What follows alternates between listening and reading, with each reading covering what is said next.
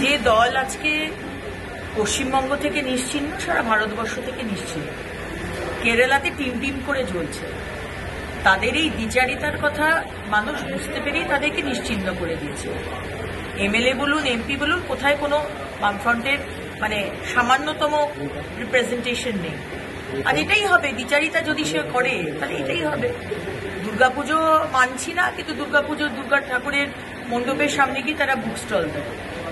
সুতরাং এই দ্বিচারিতার কথা বাংলার মানুষ শুধু কেন, সারা ভারতবর্ষের মানুষ বুঝেছে। তাদের বলাতে কিছু যায় আসে না।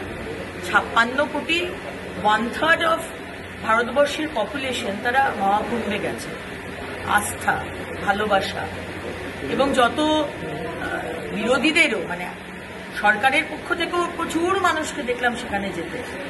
সুতরাং এগুলো বলে তাতে কিছু চিড়ে ভিজবে না। বাংলার মানুষ, ভারতবর্ষের মানুষ যেটা ডিসাইড করা, তারা বুঝে গেছে যে একটি দল এবং একজন নেতা এই ভারতবর্ষকে এগিয়ে নিয়ে যেতে পারবে, সেটা হচ্ছে ভারতীয় জনতা পার্টি, নরেন্দ্র মোদী।